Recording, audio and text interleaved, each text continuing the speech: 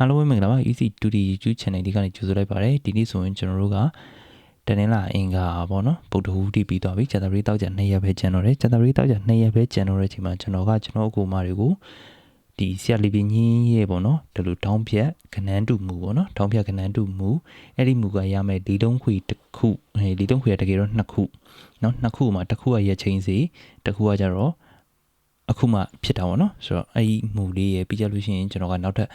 ဒီဇာတာပတိတောက်ကြ2ရက်စာပတ်တီးလေးတစ်လုံးရပေါ့နော်အဲ့ဒါလေးကိုမျှဝေပေးချင်တာဖြစ်ပါတယ်ဆိုတော့ထုံးစံတိုင်းပဲနော် channel လေးကို like and subscribe လုပ်ပြီးတော့ video လေးကိုအဆုံးထိကြည့်ရှုအားပေးသွားကြပါဦးခင်ဗျာဆိုတော့ဒါကတော့ကျွန်တော်ထုံးစံတိုင်းပြောနေကြတဲ့အတိုင်းပဲကလင်တာပေါ့နော်ဆိုတော့ပထမဆုံးအနေနဲ့ကျွန်တော်ကဆရာလီပင်ကြီးရဲ့ဒီလိုဇောင်းခနန်းတူမူပေါ့နော်အဲ့မူကိုအရင်ပြောမယ်ပြီးကြလို့ရှိရင်ကျွန်တော်ပတ်တီးလေးကိုပြောပြမယ်ပေါ့နော်ဆိုတော့ဇောင်းခနန်းတူဆိုတာကကျွန်တော်တို့ဒီမှာဆိုလို့ရှိရင်ရှစ်ပေါ့နော်ဒီ8နဲ့ဒီ8နဲ့တူတယ်ဆိုတော့ပထမနေ့ရဲ့မနက်ထိတ်နဲ့ဒုတိယနေ့ရဲ့ညနေအပိန်နဲ့အဲ့လိုတောင်းဖြတ်ခနန်းတူတော့ဗောနော်အဲ့လိုတောင်းဖြတ်ခနန်းတူလို့ရှိရင်ကျွန်တော်တို့ကဘာရလဲဆိုတော့လေးလုံးခွေတစ်ခုရတယ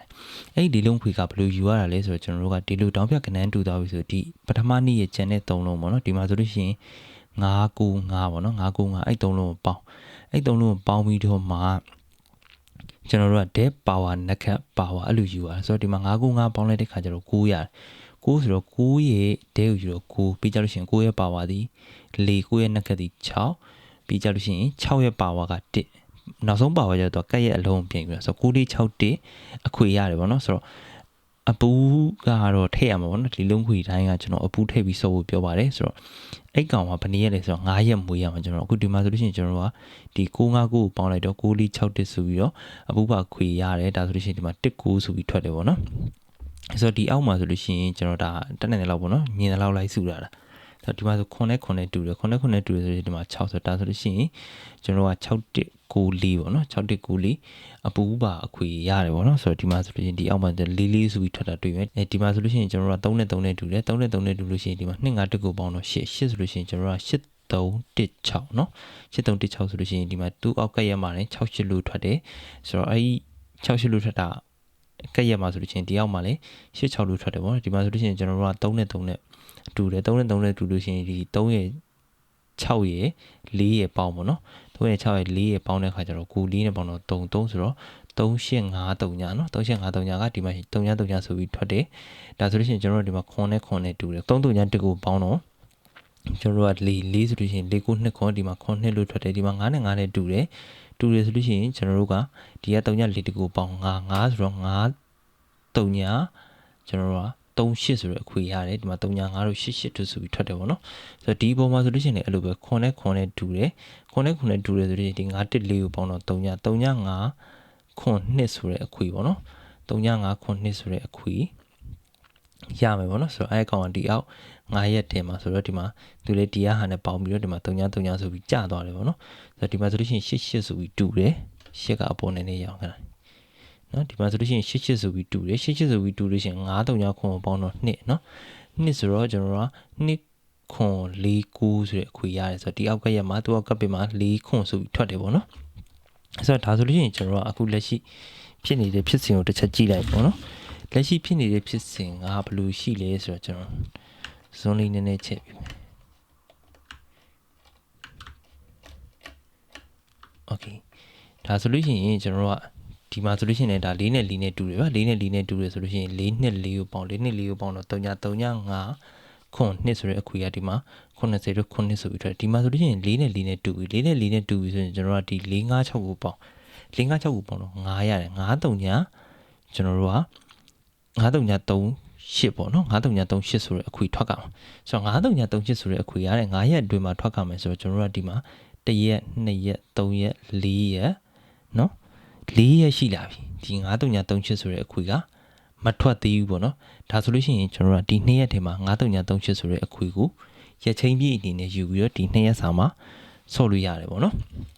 ဆိုတော့ဒါကပထမဒီလေးတောင်ဖြတ်တူခြင်းကနေရတယ်9 3ည38ဆိုတဲ့အခွေဆိုတော့9 3ည38ကတခြားဆရာတွေပေးထားတယ်လည်းရှိရပြီးတခြားကြားမဲ့ site တွေလည်းရှိရပေါ့နော်ဆိုတော့9 3ည38ကဒီ2ရက်ထဲမှာအားကောင်းတယ်နော်ဒါလေးကိုကျွန်တော်ပထမဆုံးပြောချင်တယ်ပြီးရင်ဒီမှာကျွန်တော်တို့က9နဲ့9နဲ့တူတယ်9နဲ့9နဲ့တူတယ်ဆိုလို့ရှိရင်ကျွန်တော်တို့ကဒီ9ခွန်9ကိုပေါင်း9ခွန်9ကိုပေါင်းတဲ့အခါကျတော့9ပဲရတယ်9ဆိုလို့ရှိရင်ကျွန်တော်တို့ကအဲ့မှာ9 9 3 38ပဲနော်ဟုတ်တယ်နော်9ဆိုလို့ရှိရင်9 3 38ဒီမှာလဲ9 3 38ဒီမှာလဲ9 3 38ဆိုတော့အဲ့9 3 38ကဒီ2ရက်မှာမထွက်လို့ရှိရင်နောက်တစ်ပတ်ဟူးမကြော်ပဲနော်ဒါပေမဲ့ဒီမှာအထောက်ရှိပြီးသားဖြစ်တဲ့အတွက်ကြောင့်သူကဒီ2ရက်ထဲမှာထွက်ဖို့အားကများတယ်ပေါ့နော်ဒီကောင်ကရက်ချင်းစီဖြစ်နေပြီဒီမှာလဲနောက်ထပ်အထောက်ရှိရဆိုတော့မနှက်ဖြန်မှာကိုအားကောင်းတယ်ဒီကောင်ကလေကြာကိုကြာပေးရမယ်အနေထားတစ်ခုဖြစ်လာပြီပေါ့နော်ဆိုတော့ဒါကပထမတစ်ခုပေါ့နော်ဒါကပထမလေးလုံးခွေတစ်ခုပတ်တီးကကြတော့ကျွန်တော်တို့ကအများကြီးတော့ရှိတယ်ပေါ့နော်ပတ်တီးယူတဲ့နီးတွေကတော့အများကြီးရှိတယ်ဒါပေမဲ့လေအခုကခဏန်းကလေထွက်တာများတယ်ပြီးတော့ရက်ကလေနည်းနည်းများလိုက်ပေါ့နော်ဆိုတော့ခဏန်းကလေထွက်တာများတယ်ပြီးကြလို့ရှိရင်ရက်ကလည်းနည်းနည်းများလိုက်ဆိုယူရတော့နည်းနည်းခက်တယ်ယူရတာနည်းနည်းခက်တဲ့စီမှာကျွန်တော်ပြမယ်ဒီနည်းကနည်းနည်းတော့ခက်တယ်ဗျာဆိုတော့ကျွန်တော်အများကြီးတော့မပေါင်းပြတော့ဘူးနည်းနည်းပေါ့တစ်တန်းနှစ်တန်းတော့ပေါင်းပြမယ်ဆိုတော့တော်တော်များများထွက်ပါတယ်ကျွန်တော်တို့80ရာခိုင်နှုန်းကျော်ပေါ့နော်85ရာခိုင်နှုန်းလောက်တော့ထွက်တယ်ဆိုတော့ကျွန်တော်တို့ကဘယ်လိုလဲဆိုတော့ဒီဗုဒ္ဓဦးနေ့ပေါ့နော်ဒီဗုဒ္ဓဦးနေ့ခဏန်းရေးတဲ့ break เนาะပြီးကြလို့ရှိရင်သူ့ရဲ့နောက်ပိတ်အဲ့နှစ်ခုကိုကျွန်တော်တို့ကနှက်ခက်ယူပြီးပေါင်းပြီးတော့မှပါဝါပြန်ယူတာအခုဒီမှာ6နဲ့9နဲ့ပေါင်းလိုက်တဲ့ခါကျတော့1နှက်ခက်က8 9နှက်ခက်က3 8နဲ့3နဲ့ပေါင်းတော့1ရဲ့ပါဝါ6အဲ့6တလုံးကဒီထဲမှာပြန်ကြပေးရမယ်ဆိုတော့နည်းနည်းတော့ခက်တယ်ဆိုတော့ဒါကလိုအပ်လို့ရှိရင်ထုတ်သုံးဖို့ပေါ့နော်မှတ်ထားနိုင်လို့ရှိရင်တော့ကောင်းတယ်9နဲ့4နဲ့ပေါင်းတော့3ရဲ့နှက်ခက်သည်9 4ရဲ့နှက်ခက်သည်2 9နဲ့2နဲ့ပေါင်းတဲ့ခါကျတော့ခွန်ရဲ့ပါဝါ2ကကျန်တဲ့2ရဲ့ထဲမှာပြန်ကြပေးရမယ်ဆိုတော့ဒီမှာကြာ6နဲ့9နဲ့ပေါင်းတဲ့ခါကျတော့9ရဲ့နှက်ခက်သည်3 9ရဲ့နှက်ခက်သည်6ဆိုတော့6နဲ့3နဲ့ပေါင်းတဲ့ခါကျတော့9ရဲ့ပါဝါသည်4ဒီမှာပြန်ကြပြီးတယ်4အဲ့ဒီလိုပဲကျွန်တော်တို့ကဗုဒ္ဓုံးလေးပိတ်တော့ယူလို့မရဘူးเนาะဒီမှာ9နဲ့1နဲ့ပေါင်းတော့6ရဲ့ပါ6ရဲ့နှက်ခက်က9ပြီးရလို့ရှိရင်9ရဲ့နှက်ခက်က3 9နဲ့3နဲ့ပေါင်းတော့2ရဲ့ပါဝါသည်ခွန်ဆိုတော့ဒီမှာခွန်ပြန်ကြတယ်အဲ့လိုပဲကျွန်တော်တို့1နဲ့6နဲ့ပေါင်းတဲ့ခါကျတော့ခွန်ရဲ့နှက်ခက်သည်3ည6ရဲ့နှက်ခက်သည်9 3ညနဲ့9နဲ့ပေါင်းတဲ့ခါကျတော့9ရဲ့ပါဝါ4တလုံးကဒီမှာပြန်ကြတယ်ဆိုတော့အဲ့ဒီပုံစံတိုင်းပဲပေါ့နော်ကျွန်တော်တို့ကတောက်လျှောက်သွားတယ်ဆိုလို့ရှိရင်ကျွန်တော်အများကြီးတော့မပေါင်းပြတော့ဘူးပေါင်းပြရင်တော့နည်းနည်းရှုပ်လို့ဆိုတော့ဒီတန်းတော့ကျွန်တော်ပေါင်းပြပါမယ်2နဲ့9နဲ့ပေါင်းတဲ့ခါကျတော့ခွန်ရဲ့နှက်ကက3ည9ရဲ့နှက်ကက3ဆိုတော့3ရဲ့ပါဝါ8ဒီမှာပြန်ကြတယ်ဒါဆိုလို့ရှိရင်ကျွန်တော်တို့ကခွန်နဲ့4နဲ့ပေါင်းတော့1ပေါ့နော်1 break 1ရဲ့နှက်ကက8 4ရဲ့နှက်ကက2ပေါင်းလိုက်တဲ့ခါကျတော့3ညပါဝါက9ကဒီမှာတော့ကျသွားတယ်ပေါ့ဒါပေမဲ့ဒီမှာပိတ်ရရှိလို့ရှိရင်သတိထားပေါ့နော်4နဲ့9နဲ့ပေါင်းတဲ့ခါကျတော့9ရဲ့နှက်ကက6 9ရဲ့နှက်ကက3နှစ်ခုပေါင်းတော့9ရဲ့ပါဝါ4ဆိုတော့ဒီမှာကျတယ်ဒီမှာလည်း4 5ပဲဆိုတော့4ပဲဒီမှာပြန်ကြမယ်ဒီမှာ2နဲ့8နဲ့ပေါင်းတဲ့ခါကျတော့3ရဲ့နှက်ကကခွန်8ရဲ့နှက်ကက1နှစ်ခုပေါင်းတဲ့ခါကျတော့8ရဲ့ပါဝါက3ဒီမှာပြန်ကြတယ်ဆိုတော့4နဲ့2နဲ့ပေါင်းတဲ့ခါကျတော့6ရဲ့နှက်ကက9 2ရဲ့နှက်ကက4ဆိုတော့3ရဲ့ပါဝါ8ဒီမှာပြန်ကြတယ်8နဲ့6နဲ့ပေါင်းတဲ့ခါကျတော့4ရဲ့နှက်ကက2 6ရဲ့နှက်ကက9 2နဲ့9နဲ့ပေါင်းတဲ့ခါကျတော့1ရဲ့ပါဝါ6ဒီမှာပြန်ကြဆိုတော့အဲ့လိုပဲကြတယ်ဗ